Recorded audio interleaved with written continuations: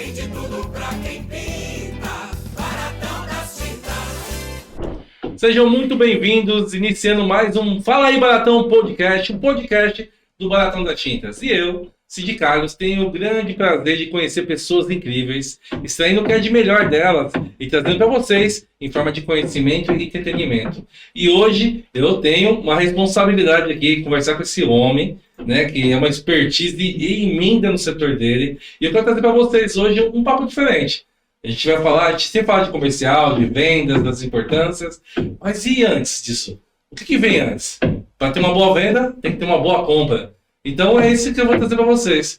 Marcelo Pereira, o nosso comprador de suprimentos, seja muito bem-vindo. É um prazer enorme estar contigo aqui hoje e eu quero conhecer muito desse setor. Eu sou comercial, faço minhas continhas rápido, eu quero vender. Mas tem muita coisa que você precisa se preocupar, não tem não, Marcelão?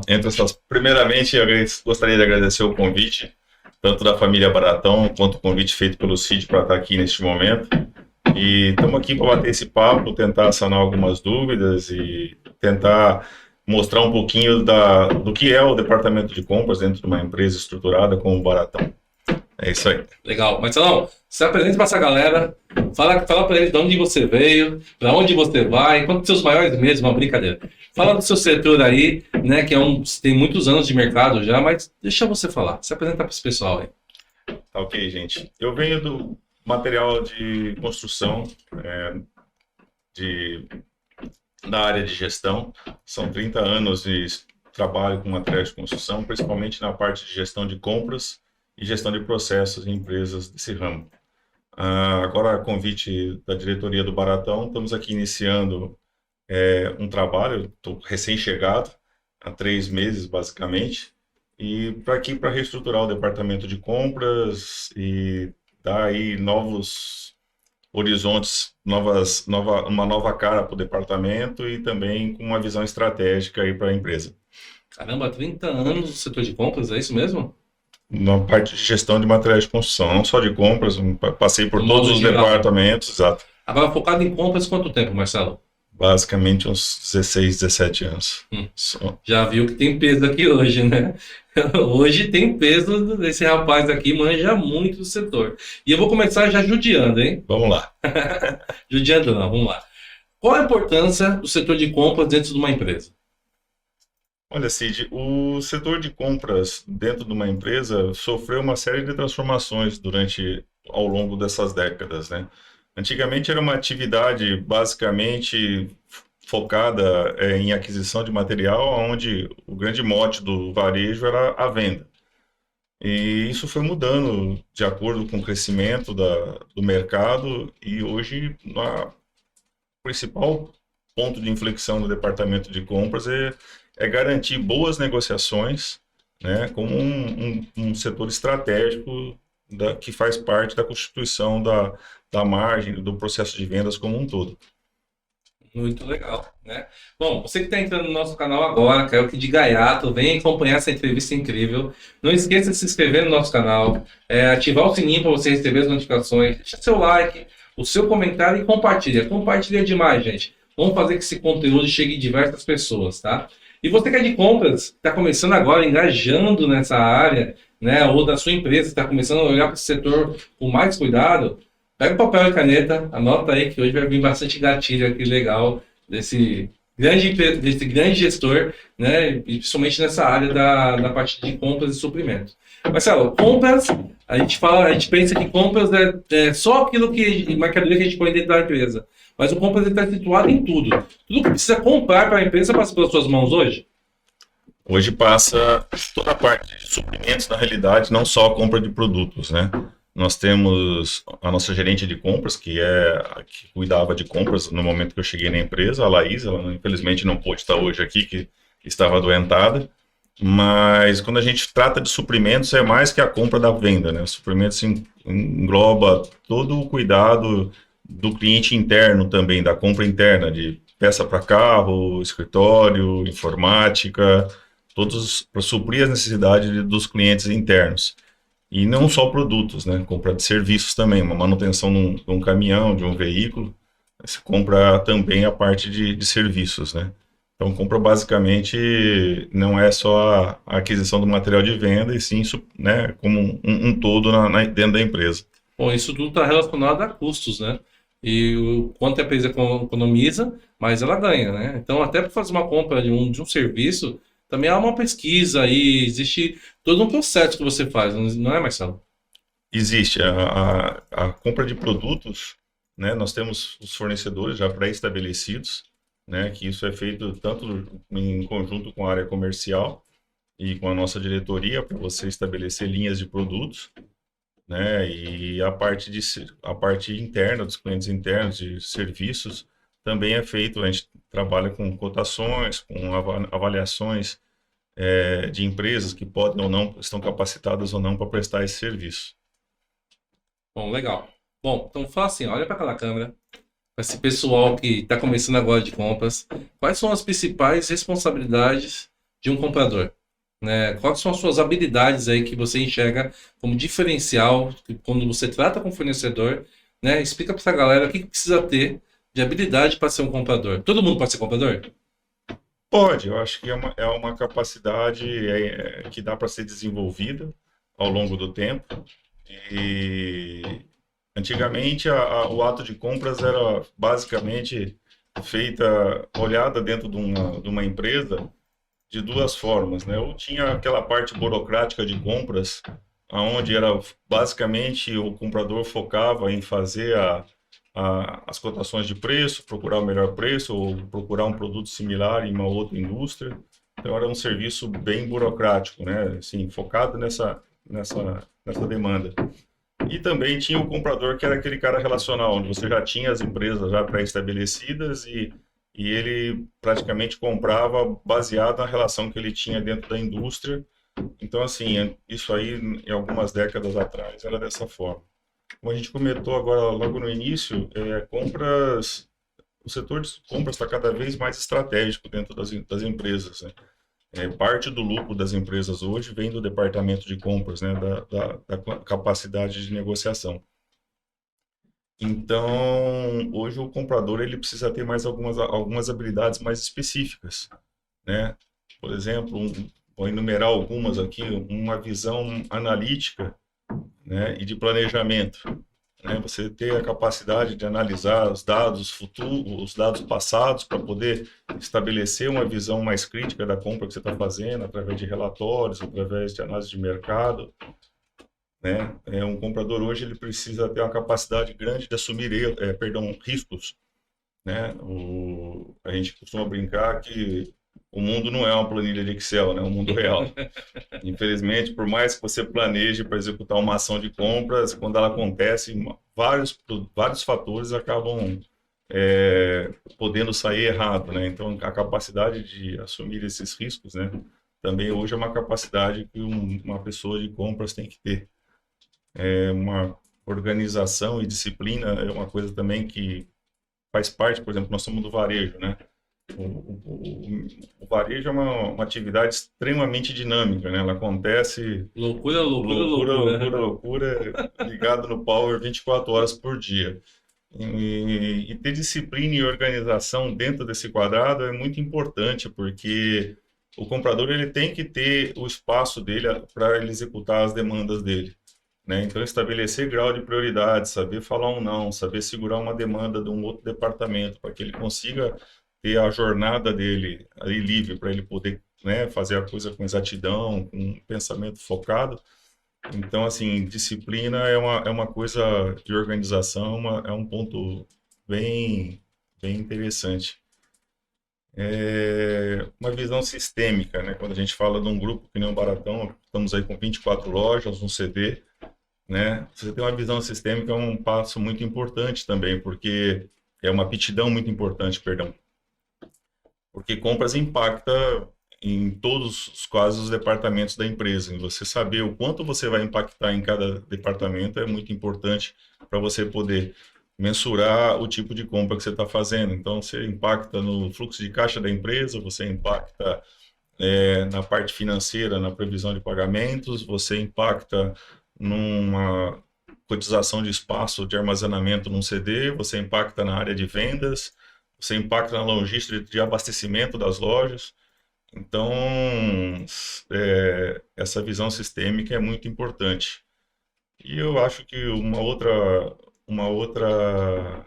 ponto muito importante é a postura profissional, né? Perfeito. Você vai estar representando a representatividade perante da sua empresa, perante a indústria, é você. E isso é uma coisa que realmente tem que ser, a ética tem que ser levada a bons níveis aí, porque você está representando uma empresa onde, né, você tem que transmitir esses valores para frente. Então, basicamente, eu acho que começa por aí os pontos de características que um comprador deve desenvolver. E tem uma infinidade de outros pontos. Hoje em dia, voltando ao assunto do ponto estratégico de compras dentro das indústrias, das empresas, a parte fiscal está muito latente, né? Você pega a guerra tributária que a gente tem entre os estados brasileiros hoje, né, essa loucura tributária que a gente vive, é uma torre de Babel. O comprador hoje ele tem que ter boas noções da parte fiscal para poder saber o que ele está comprando e quanto isso vai trazer de rentabilidade para sua empresa. Antigamente, comprar pelo menor preço significava você ter um lucro melhor. Hoje, comprar pelo menor preço não significa que você vai ter o menor preço de venda. Depende do que tem de imposto embutido nessa transação de compra e venda. Até pelo próprio regime tributário que a tua empresa trabalha, né? Você falou um ponto interessante agora, porque eu acho que muitas empresas às vezes pecam ou sofrem lá na frente porque não sabem calcular esses impostos ou não tem uma pessoa responsável que olhe com aprofundamento nisso aí. Vai vendendo, tá vendo o dinheiro entrar, tá vendo a compra acontecer, mas na verdade não tá vendo o quanto realmente tá ganhando, né? A gente costuma comentar que nesse ramo de varejo, por ele ser uma coisa efervescente, né, muito pouco tempo se passa olhando essas coisas. Então, infelizmente, bem característico do mercado você vê muita gente realmente não sabendo fazer essa conta na hora de precificar um produto. E você vê gente realmente com preços de mercado bem abaixo do preço que normalmente você poderia praticar, mas por total desconhecimento de impostos que ainda estão a ser pagos muitas vezes, né? Então, às vezes o cara chega lá, ele recebe a nota fiscal, ele vai lá, põe uma margem de lucro, um markup, né? Nem a margem, põe um markup. Isso que eu ia falar, Isso, markup é o que mais a gente enxerga no mercado hoje, exato, na disputa é o markup é, de vez a margem de lucro. exato. O cara põe um markup lá e acha que ele está ganhando aquele valor do markup, né? Só que, puxa vida, hoje tem vários tipos de tributação, tem vários tipos de impostos, dentro de linhas de produtos são impostos diferentes, então não dá mais para trabalhar com markup, as empresas realmente deveriam olhar de uma outra forma para isso. Empresas hoje um pouco mais estruturadas têm que começar a entender que o lucro líquido é o que realmente importa. O lucro líquido, basicamente, só para resumir, é o que quanto você paga e tira todos os impostos que você se acredita, tira os que você paga, As despesas. as suas despesas, por quanto você vende, e aí sobre o lucro líquido, que ainda vai sofrer a tributação do imposto de renda, né? Então, um markup que era alto, a hora que você vai ver o lucro líquido é muito baixo, né? Então, esse é um cuidado que realmente tem que ter, não só as grandes empresas, mas qualquer negócio que você vai fazer. Infelizmente, às vezes, muitas pessoas acabam quebrando depois de um tempo de funcionamento por conta disso, não saber trabalhar com precificação.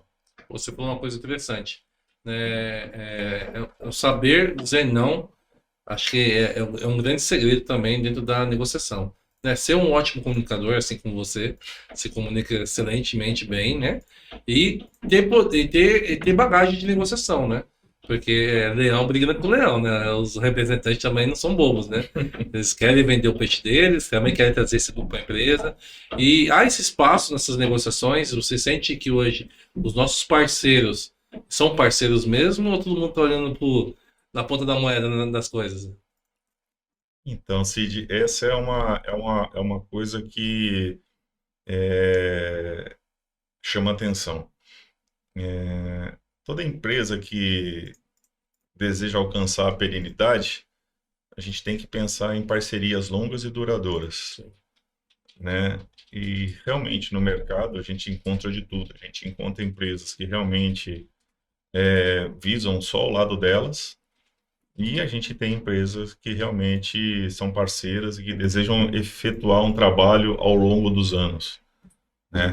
A negociação dos dois tipos de empresas, com os dois tipos de empresas, são muito diferentes, né?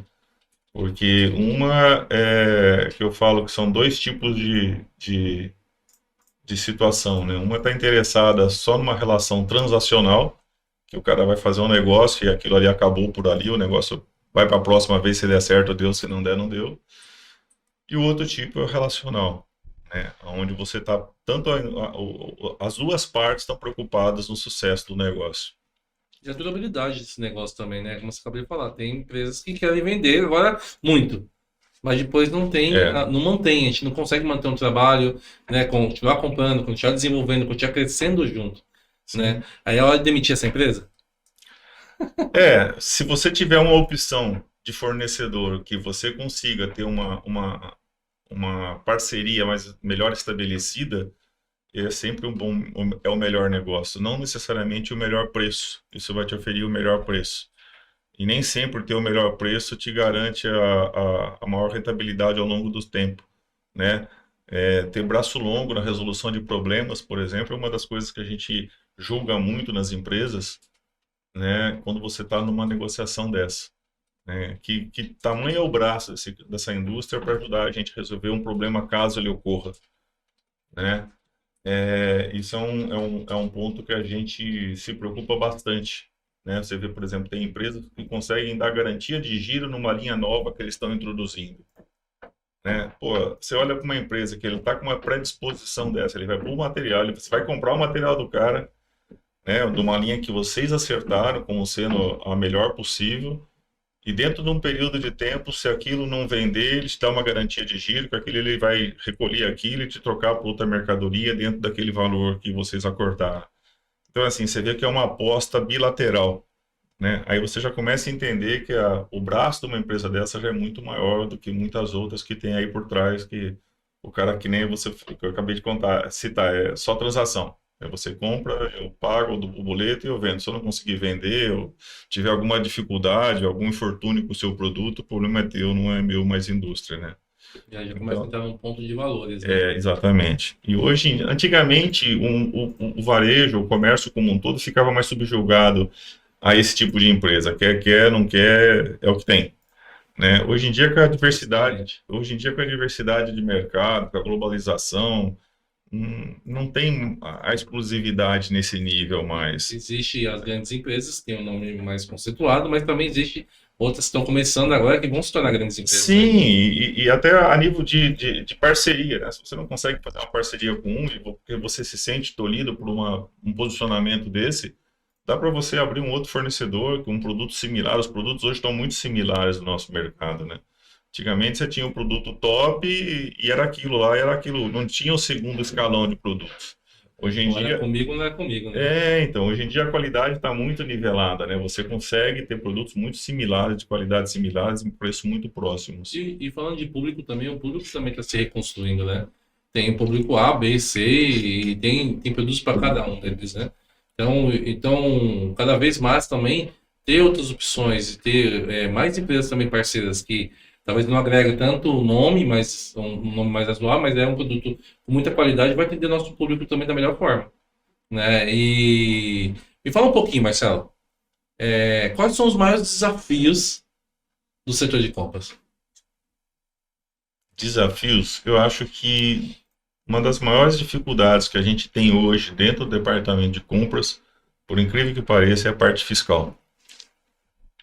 A parte de tributação é uma situação que onera bastante a empresa, os impostos, e comprar produtos que te gerem créditos e débitos de impostos, esse é um entendimento que dentro do departamento de compras é um dos grandes desafios que a gente tem, né, da parte mecânica, da parte analítica do processo. é entender da parte contábil, da parte fiscal. Esse é uma delas. A segunda desafio do departamento de compras é lidar, por exemplo, né? Você vê a maior parte das nossas lojas hoje estão numa região de sazonalidade alta, né? Então trabalhar com esse abastecimento, onde você tem variação de mercado, variação de economia do país e sazonalidade numa região, você fazer o jogo de abastecimento, de adivinho é um jogo de aposta, né? Você tem que calcular um desenvolvimento que você vai ter futuro, baseado no que se passou e na atual condição que está a sua situação do país hoje, né? E você faz uma aposta de quanto vai ser o seu consumo amanhã, que você vai comprar para vender amanhã.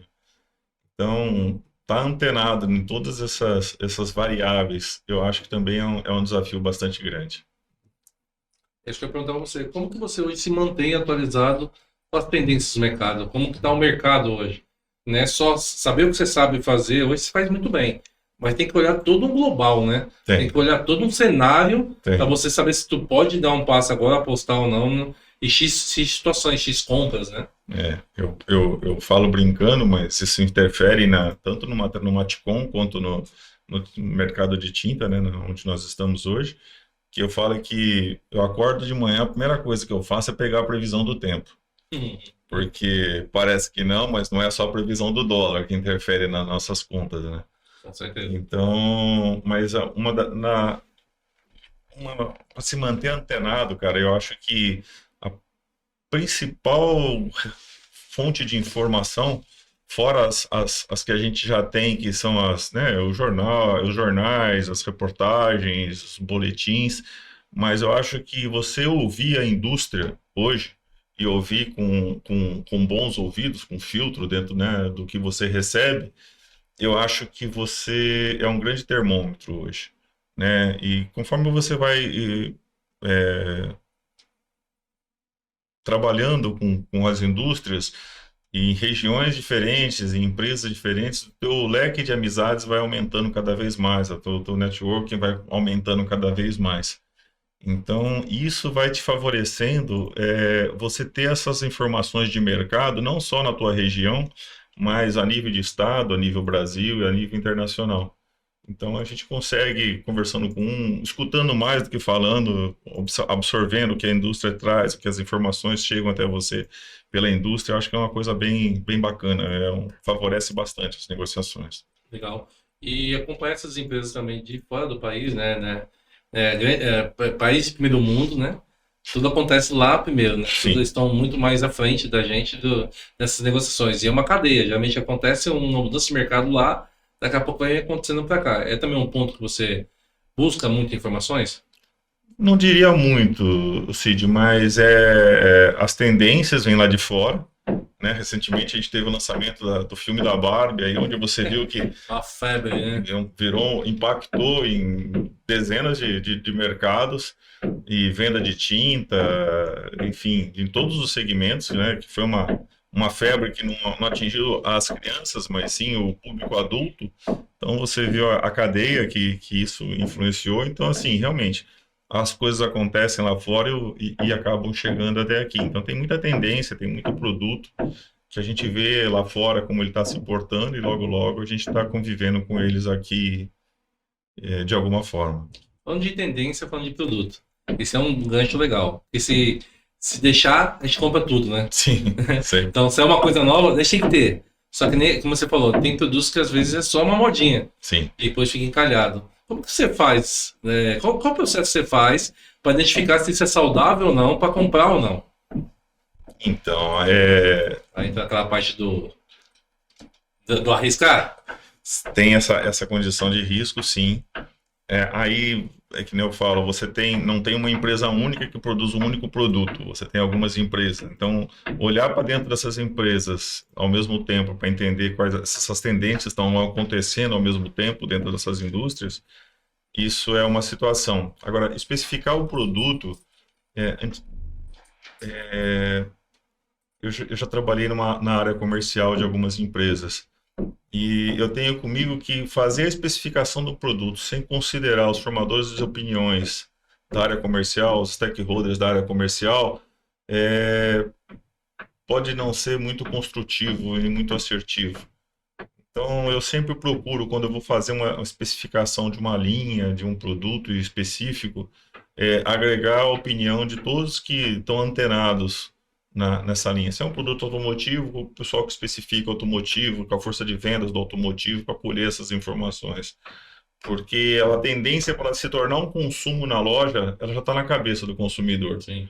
Então, o pessoal da força de vendas, muitas das vezes, tem uma opinião mais conceituada, às vezes, do que a gente que está do outro lado, que está sofrendo o assédio da indústria para pôr um produto novo em linha.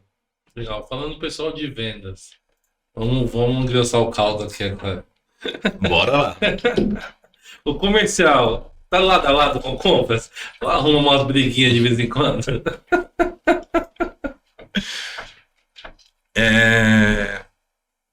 Eu vou falar uma coisa, assim, eu já trabalhei na área comercial, já fui vendedor, enfim.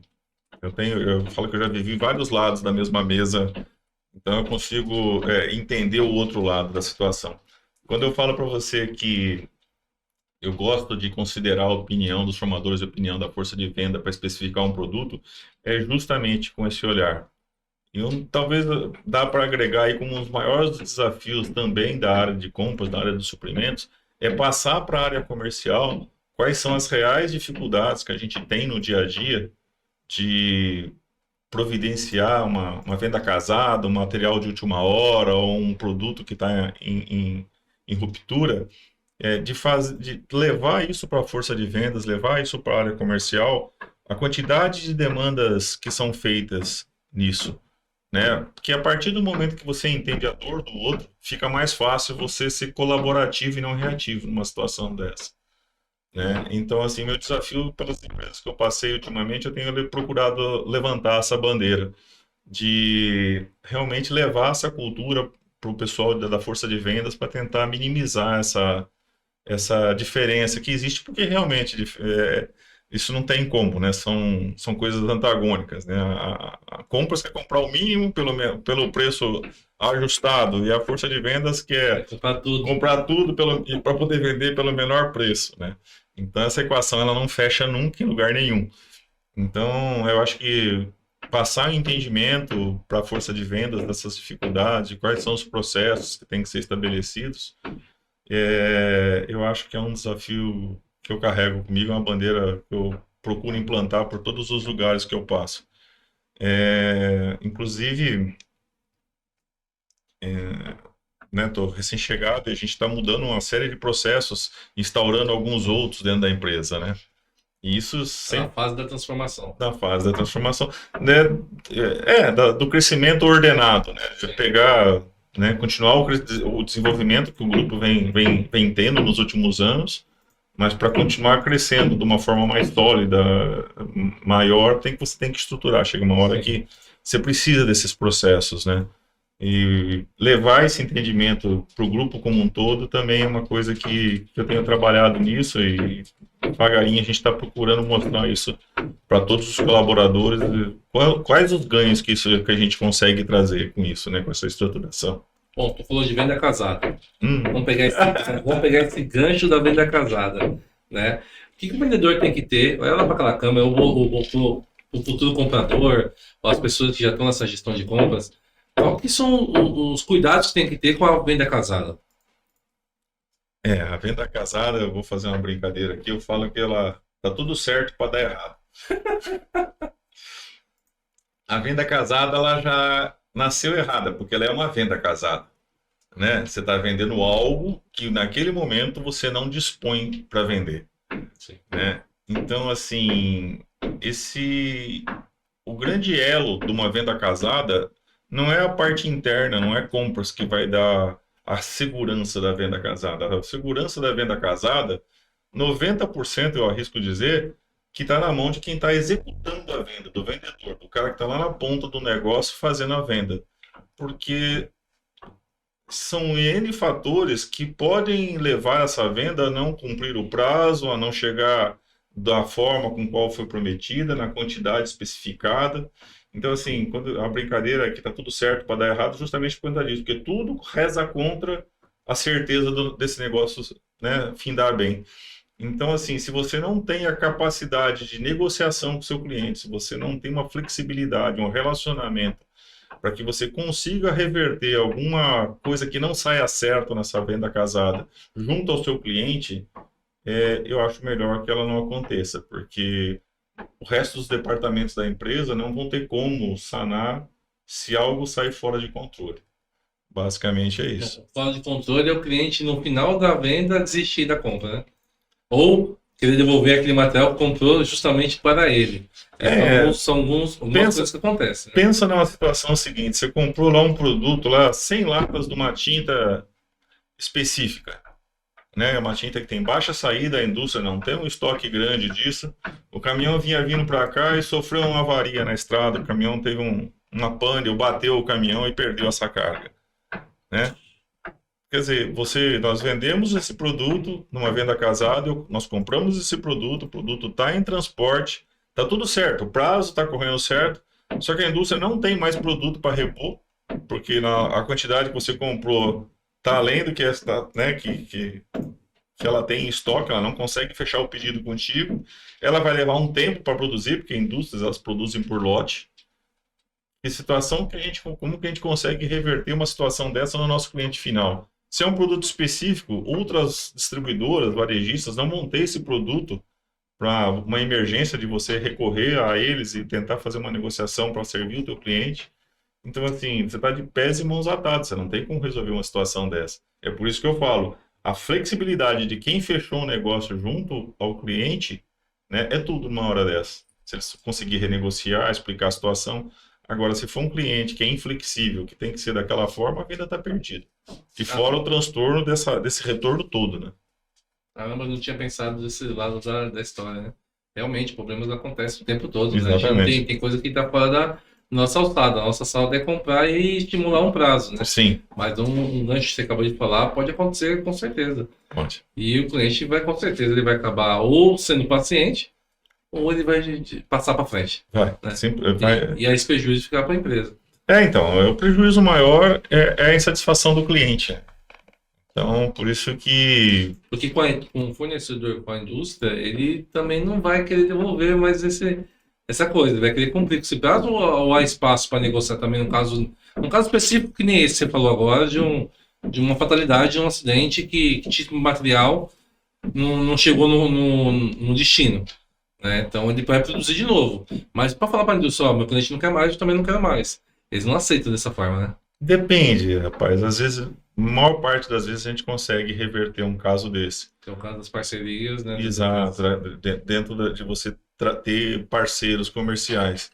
Mas a energia que se despende Sim. de todas as partes para fazer isso é complexo. É uma coisa que, enquanto você poderia estar fazendo uma infinidade de outras coisas, você vai ficar lá um bom tempo, né, trocando e-mails, né, tentando fazer esse material voltar para dentro da indústria. Volta, mas despende uma energia muito grande. Já está vendendo mais e mais e mais, né? Exatamente. Mas, Salão, vamos falar assim também, da área comercial junto com compras. Né? Você já falou que tem alguns desafios aí.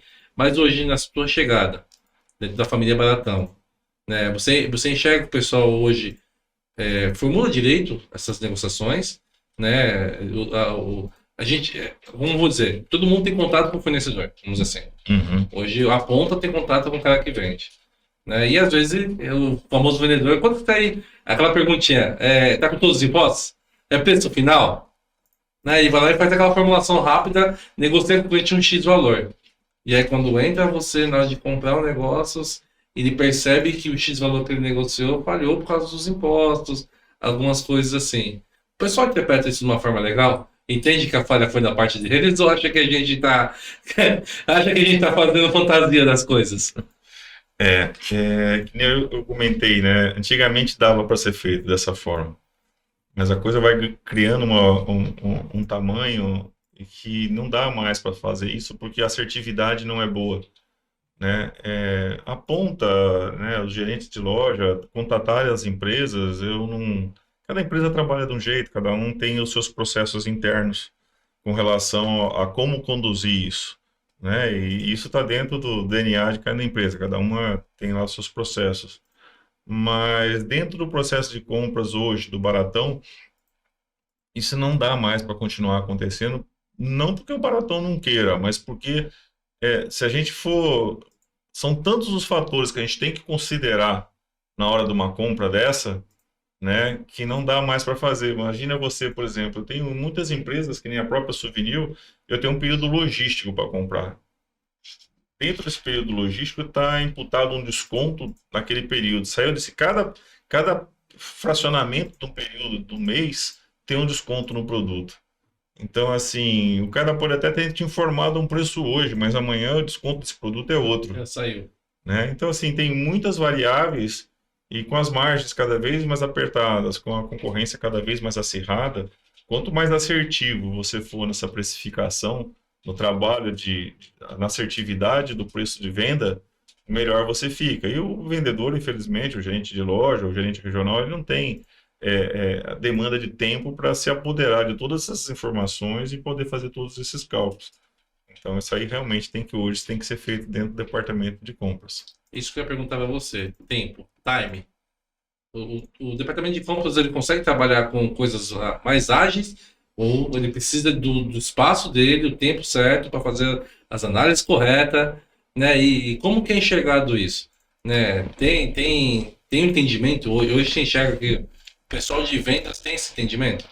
E as coisas, eu acho que é tudo, como você falou uma coisa importantíssima.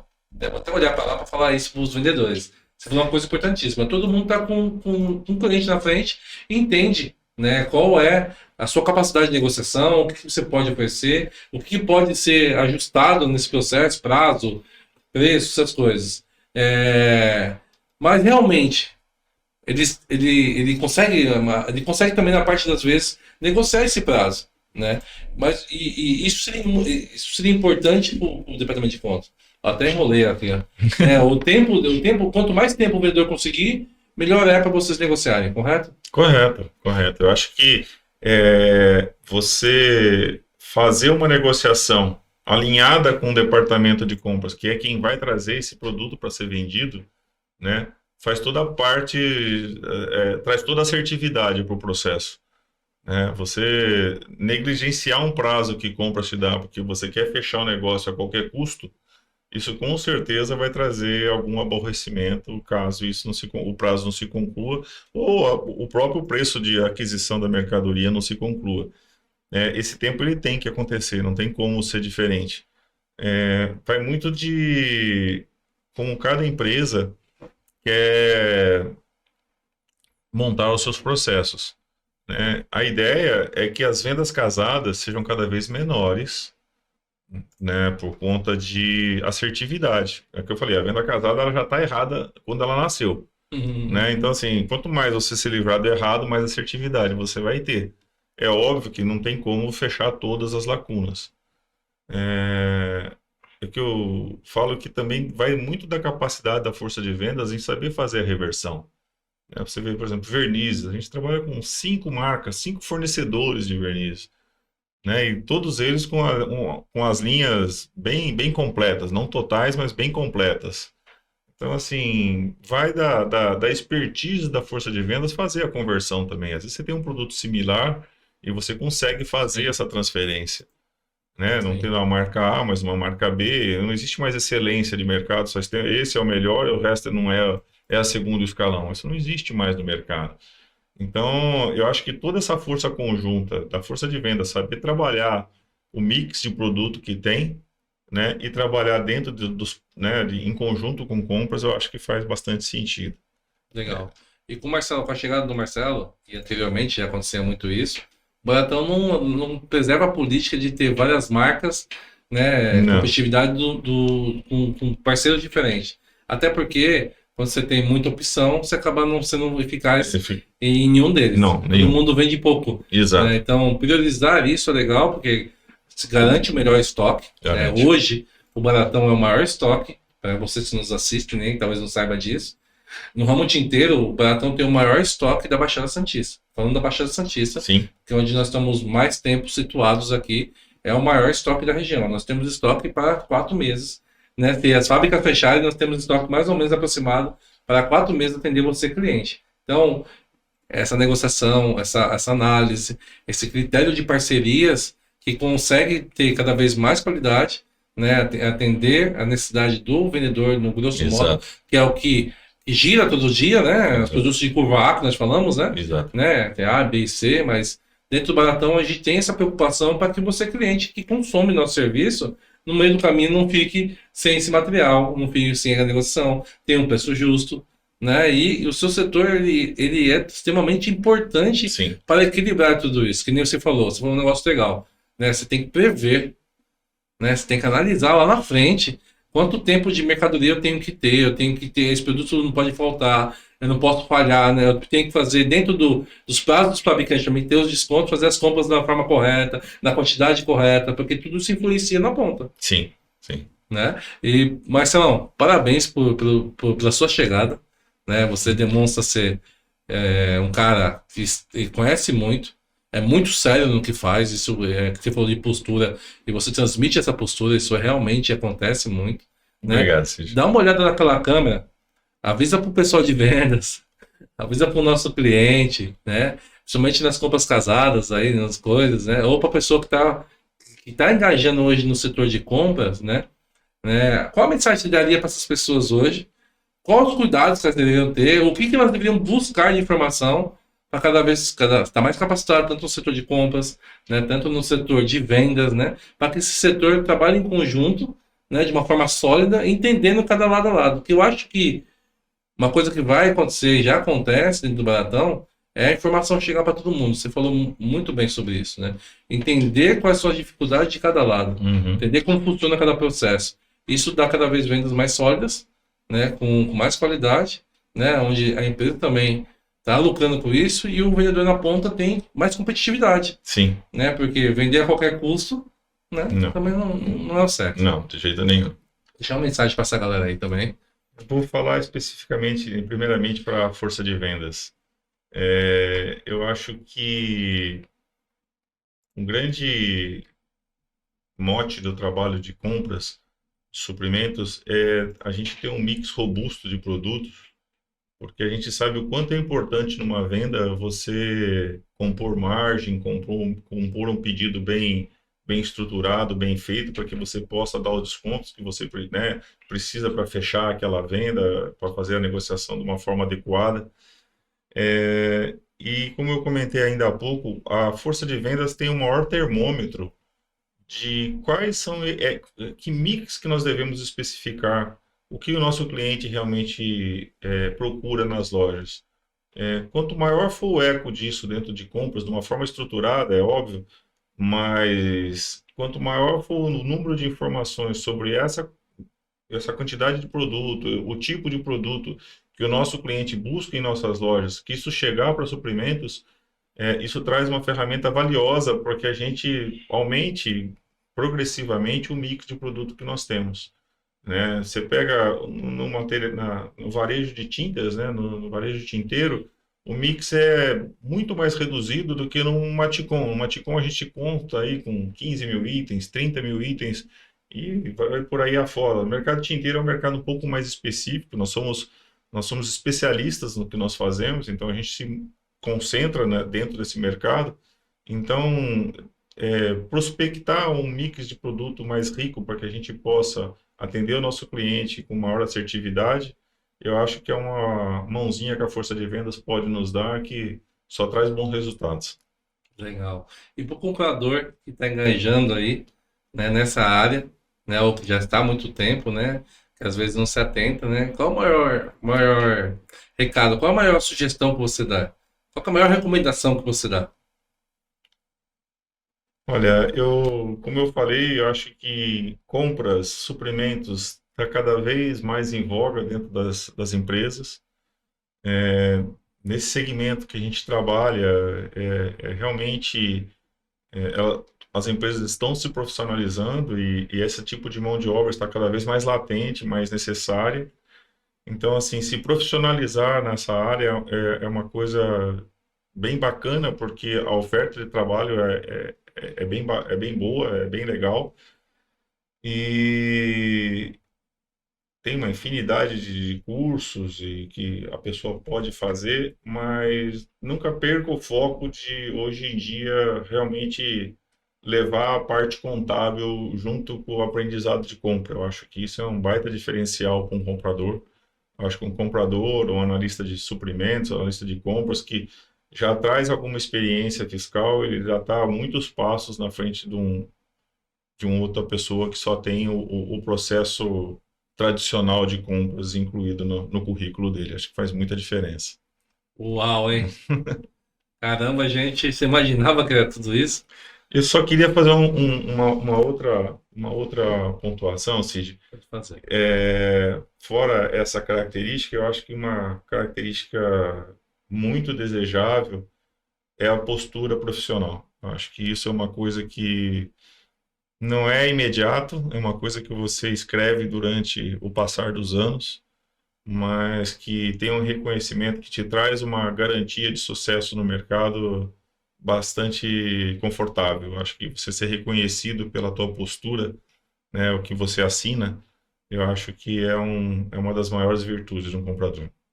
E você esbanja isso, né? Esbanja a assinatura, esbanja a postura.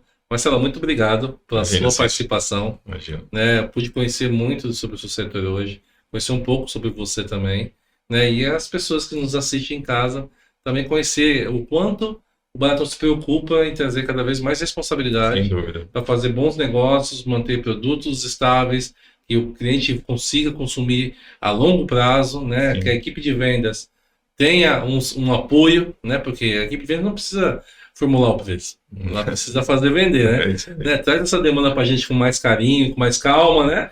Vamos respirando devagarzinho, para a gente ter tempo para poder negociar, porque tem vários pontos que precisam ser analisados Sim, mesmo, sem né? dúvida. E cada vez mais qualidade a gente vai ter, tá? Família Baratão, olha que aula que eu tive aqui hoje, Imagina. né? Eu não sei se vocês anotaram o que esse cidadão aqui falou para a gente hoje, mas ele deu vários insights aí, vários gatilhos para você, né, conseguir na sua empresa ou dentro da família Baratão entender um pouquinho mais como funcionam as compras. Eu saí daqui de copo cheio. Não, meio cheio, né? Porque não pode encher tudo, senão não tem espaço para absorver mais coisas. Que isso. Muito obrigado, é um prazer enorme estar contigo aqui hoje, né? Uma satisfação, né? Imagina. Né? Que o pessoal fala que prazer bem depois, né? Deixar um abraço para quem se quiser deixar aí também, fica à vontade. Eu queria, primeiramente, agradecer a toda a família Baratão de ter me acolhido. Eu recém cheguei e ainda não conheço a todos, não conheço o grupo todo, é bastante gente, eu não tive ainda a oportunidade de estar com todos. Gostaria de agradecer o braço longo, a paciência nesse início de implantação de novos processos que nós estamos passando. Eu sei que isso tira as pessoas do que elas estavam fazendo e implantações de processos diferentes, que nem nós estamos comentando aqui do time, das vendas casadas e dos processos como um todo. Então, eu gostaria muito de agradecer essa acolhida. Realmente é uma empresa fantástica, de um capital humano muito bacana e muito fantástico. Gostaria de agradecer você também pelo convite e de poder bater esse papo contigo aqui. Vamos fazer a sessão 2, né? Bora lá. Tem bastante assunto ainda para Tem falar, bastante, né? Aqui nós demos um spoiler rápido, que o tempo é curto, né? Mas eu acho que tem muita coisa que a gente pode ir abrangendo no seu setor, né? Entender, ver o desenvolvimento dele mais para frente dentro do Grupo Baratão. Uhum. E a gente trazer uma coisa também diferenciada aqui, ó, galera. Hoje o Baratão tá assim, tá assado, não sei o quê. É isso aí. As parcerias estão cada vez melhores, as coisas estão vindo. Vocês estão sentindo na ponta isso aí. Sim. Principalmente, né? Estão sentindo na ponta isso aí. Esse feedback é muito bacana. Isso é legal, sim. Então é isso, galera. Você que não seguiu até agora, espero que você tenha gostado. Eu adorei. Não posso falar mais. Posso falar por mim que eu adorei, né? Então, se você está no nosso canal, não esqueça de se inscrever, ativar o sininho para receber as notificações. Deixe seu like, deixe seu comentário e compartilha. Mas compartilha com força, gente, para que o nosso conteúdo chegue em mais pessoas. Tá bom? Vamos atingir essa meta de crescer esse público dentro do nosso canal aqui do Baratão, né? Do YouTube do Baratão. E até o próximo Fala aí Podcast. Fala aí Baratão Podcast. Tamo junto. Até mais. Obrigado, Marcelo. Um abraço. Até mais. Até mais. Tchau, tchau, gente.